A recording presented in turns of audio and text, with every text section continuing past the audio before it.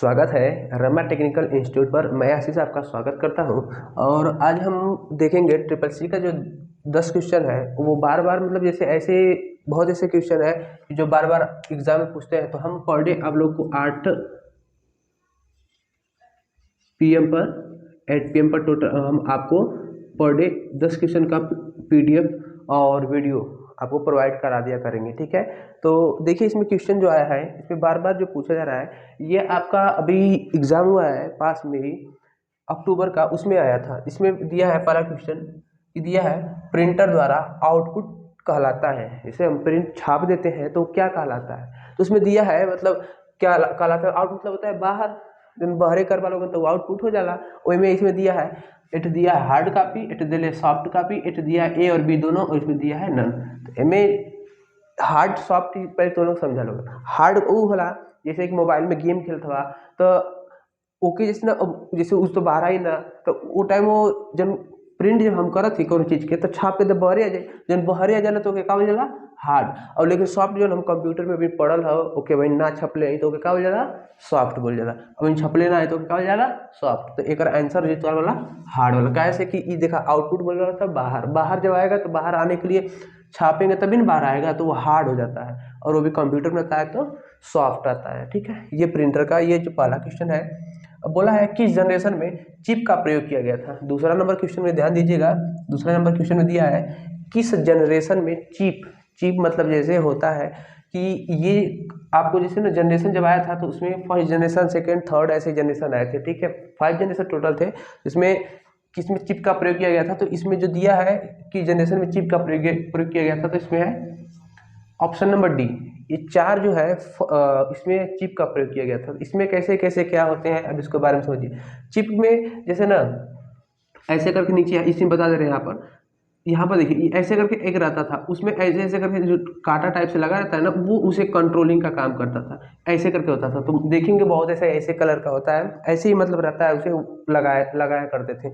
ये चिप होता था, ठीक है। अब याद कैसे करेंगे चिप को, देखो कुछ करना नहीं। यह चिप दिया है, कहाँ गया, इसमें चिप दिया है ना, चिप में देखें वर्ड काउंट करें 1 2 3 4, टोटल 4 वर्ड है। अब देखिए कौन से जनरेशन में है, तो 4 में। अच्छे से आप याद कर लेंगे, ठीक है, परेशान नहीं होना है। अब अगला दिया है नंबर तीसरे नंबर का क्वेश्चन दिया है, ध्यान दीजिएगा। क्वेश्चन नंबर 3 है, बोला है निम्न में से ब्लूटूथ किसका उदाहरण है। ब्लूटूथ होता है ना मोबाइल पे, वो किसका उदाहरण है। ऑप्शन दिया है, पहला है लैन, दूसरा है वायरलेस है, तीसरा है मैन और अगला है आपका पिन।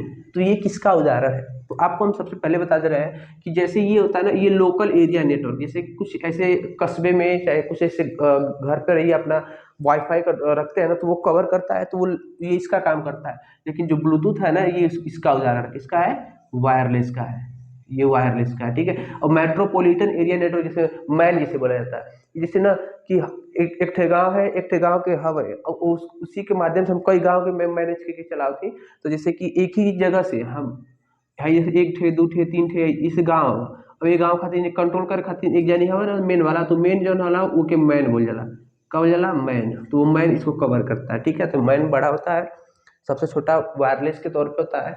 ये वायरलेस न दे तो इसका देता है पैन, PAN, पैन देता है, ठीक है। सबसे छोटा नेटवर्क इसी को बोला जाता है। लेकिन ब्लूटूथ का पूछा जाता है ये वायरलेस हो जाएगा, ठीक है। और सबसे छोटा बोलेगा तो पैन होगा। ये नहीं रहेगा ऑप्शन में तो लैन रहेगा जरूर, उसको सही मार देंगे, वो आंसर सही हो जाएगा, ठीक है। अब ध्यान देंगे क्वेश्चन नंबर 4 में दिया है निम्न में से यूनिवैक का फुल फॉर्म क्या होता है। यूनिवैक ये कंप्यूटर था, ठीक है। सबसे पहले बता दे रहे हैं यूनिवैक क्या है, एक कंप्यूटर था। अब ये आपको बता दे रहे हैं कि ये जो कंप्यूटर था ना इसका बोला है फुल फॉर्म क्या होता है। ये अभी जल्दी क्वेश्चन सभी यही जो लेटेस्ट में आ रहा है एग्जाम में ना वही आपको यहाँ पर प्रोवाइड करा रहे हैं, ठीक है। अब ध्यान दीजिएगा इसमें पहला ऑप्शन दिया है यूनिफाइड, ठीक है, ऑटोमेटिक कैलकुलेटर, पहला ऑप्शन है। दूसरा ऑप्शन देखेंगे यूनिवर्सल ऑटोमेटिक कैलकुलेटर, तीसरा ऑप्शन है unit auto code, option number D है नन, मतलब इनमें से कोई नहीं। तो आप इसमें बता सकते हैं कौन सा होगा। तो आपको हम बता दे रहे हैं यूनिवैक जो होता है एक कंप्यूटर था जिसका फुल फॉर्म था यूनिवर्सल ऑटोमेटिक कैलकुलेटर। तो ऑप्शन नंबर आपका बी हो जाएगा। जो ये जो था ना ये आपका कंप्यूटर था, ठीक है। ये जनरेशन में जब आया था, जनरेशन में एक कंप्यूटर का नाम है। अगला है क्वेश्चन नंबर 5 दिया है, निम्न में से आरटीजीएस का रख रखाव कौन करता है। जैसे कि आप लोग को देखने वाला तो होगा ना कोई मम्मी पापा जो भी, तो उसी तरह इसको भी देखने के लिए कोई तो मैनेज कर रहा होगा। तो ये दिया है आरटीजीएस, इसका फुल फॉर्म होता है रियल टाइम ग्रॉस सेटलमेंट होता है, रियल टाइम ग्रॉस सेटलमेंट, ठीक है, इसका फुल फॉर्म होता है। ये रख रखाव के लिए पूछा है, तो कौन रख रखाव करता है, मतलब देखभाल कौन करता है। ऑप्शन दिया है आरबीआई, दूसरा ऑप्शन दिया है आपका एसबीआई पहला दिया है, दूसरा है आरबीआई, तीसरा है एनईएफटी, अगला है इनमें से कोई नहीं। इसमें बताएंगे कौन सा सही हो जाएगा। ध्यान दीजिएगा कि ये इसमें जो ऑप्शन आपका सही हो जाएगा, ये आपका हो जाएगा RBI, reserve bank of India, इसी का रख रखाव ये करता है, ये नोट भी जारी करता है और रख रखाव भी यही करता है। कौन सा, आरटीजीएस। आरटीजीएस से अधिकतम हम 5 लाख तक 5 लाख दिया है, 5 लाख तक हम क्या कर सकते हैं, ट्रांजेक्शन कर सकते हैं। ये 5 लाख तक हम ट्रांजेक्शन कर सकते हैं, किसके द्वारा, आरटीजीएस। और ये दिया एनईएफटी, ये इसी में ही काम करता है। आरटीजीएस और एनईएफटी इसका होता है नेशनल इलेक्ट्रॉनिक फंड ट्रांसफर, ये वो पैसा भेजे खातिर, एक जगह से दूसरी जगह पैसा भेजवा तो केकर द्वारा भेज सकता है, हैकर द्वारा भेजा या हैकर द्वारा भेजा, ठीक है। पैसा ट्रांजेक्शन के लिए करते हैं, ये बैंक से संबंधित होते हैं, ठीक है। आपको आगे बता रहे हैं। अगला नंबर है क्वेश्चन नंबर 6, निम्न में से ओटीपी क्या है। ओटीपी जानते हैं, जिसे बोलते हैं आपके पास आता है ओटीपी तो बोलते हैं ओटीपी आया है फोन में, ठीक है। उसका होता है one time password, full form होता है, ठीक है। लेकिन इसमें क्वेश्चन क्या पूछा है, ध्यान दीजिए, ओटीपी क्या है, फुल फॉर्म नहीं पूछा है। तो ऑप्शन दिया है एक वाला ए फिक्स्ड, दूसरा दिया है डायनेमिक, ऑप्शन नंबर सी दिया है पीओपी, और ऑप्शन नंबर जो डी है आपका नन है, ठीक है। क्या है आपका नन। तो इसमें बताएंगे कौन सा सही हो जाएगा। आपको हम बता दे रहे हैं, तो इसमें कैसे कैसे क्या है, देखिए ओटीपी जो है वन टाइम पासवर्ड होता है, ये एक विशेष व्यक्ति को ही भेजता है, जो कोई मतलब कोई कमांड भेजता है तभी वो उसके पास जाता है, ठीक है। तो वो इसका होता है, ये डायनेमिक होता है, क्या है डायनेमिक, ये स्पेशल होता है, ठीक है। ये इसका वैल्यू जो टाइमिंग होता है 10 मिनट का होता है, ठीक है। ये 10 मिनट का वैल्यू इसका होता है। उसके बाद ये मतलब वो काम नहीं करता ओटीपी, ठीक है। इसका मैक्सिमम टाइम कितना है 10, और इसका नाम जैसे पूछता है क्या है तो वो क्या बोलेंगे, डायनेमिक है, ठीक है। अगला है ऑप्शन नंबर 7, निम्न में से मेल भेजने के लिए किसका प्रयोग करते हैं, ठीक है। जैसे आप पत्र भेजने के लिए डाकिया को पकड़ लेते हैं ना कि हमारा पत्र भेज दिया, नहीं तो अब व्हाट्सअप चल गया, सेंड करवा तुरंत रिसीव हो जाला। लेकिन अब कहा कि मैं मेल करे क्या, तो मेल करे खातिर में दे लिया option SMTP, option number B है पीओपी, तीसरा है FTP, अगला है नन, इनमें से कौन होना, ठीक है। तो मैं बता सकते हैं आप कौन सा होगा। निम्न में से मेल भेजने के लिए, जैसे मेल हम भेजते हैं एक जगह से, यहाँ से हम भेजे के केहू के, और हम यहाँ यूज करते हैं, ठीक है। हमके भेजे के केहू के था, दूसरा व्यक्ति है, हम यहाँ से इसको भेज रहे हैं, ठीक है, ये हमें, और ये किसी को हम भेज रहे हैं, ठीक है, किसी को हम भेज रहे हैं। तो इसको तो हम यहाँ से भेज रहे हैं, तो किसके माध्यम जाएगा, तो उससे हो जाता है सिंपल मेल ट्रांसफर प्रोटोकॉल। किसके माध्यम से, SMTP, simple mail transfer protocol के माध्यम से ये मेल जाता है।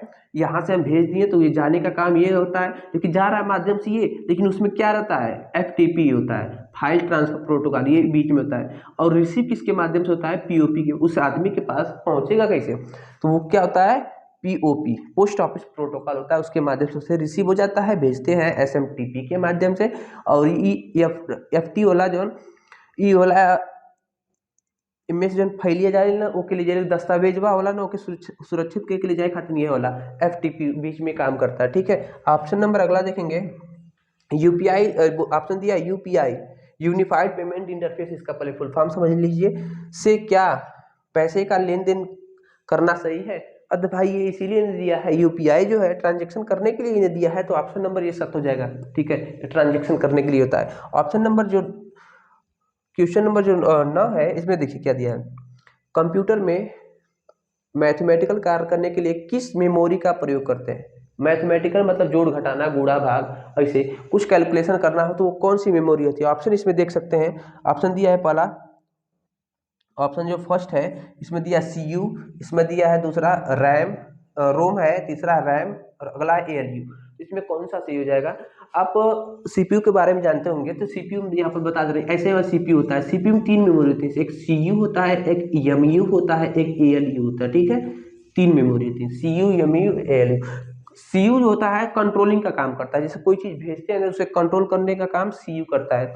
उसके बाद उसे स्टोर करने का काम ये करता है, और मैथमेटिकल कार्य ये करता है। कंप्यूटर मैथमेटिकल काम कौन करता है? एएलयू। इसका आंसर हो जाएगा आपका एएलयू, अर्थमेटिक लॉजिकल यूनिट, जिसका फुल फॉर्म होता है। ये कंप्यूटर में मैथमेटिकल कार्य करने के लिए प्रयोग होता है। ठीक है, सिंपल ही क्वेश्चन आते हैं, बहुत हार्ड नहीं आता है। और क्वेश्चन नंबर जो 10 दिया है कंप्यूटर की सबसे नज़दीक मेमोरी कौन सी है? जैसे कि आप लोग के पास कोई नज़दीक होगा ना, तो उसी तरह इसके भी पास कोई नज़दीक पूछा रहा है कंप्यूटर में। तो ये ऑप्शन दिया है, मेमोरी के बारे में बोला है। ऑप्शन है आपका, पहला ऑप्शन रोम, दूसरा ऑप्शन है रैम, तीसरा ऑप्शन है कैच, अगला है डी। इनमें से कोई नहीं। ठीक है, तो ऑप्शन इसमें ध्यान दीजिए, इसमें बहुत नज़दीक है।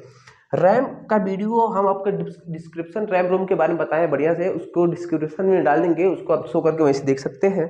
इसका जो आंसर होगा आपका कैच मेमोरी होता है। जैसे हम मोबाइल को रिफ्रेश करते हैं ना, तो उसमें ऑप्शन देता है, जैसे सर्कल होता है गोलाकार, जैसे गोले टाइप्स होता है, उस पर हम क्लिक करते हैं तो क्लिक नहीं, साफ नहीं हो जाता है पूरा, ऐसे कर कई जहाज उड़ती है तो क्लीन होता है।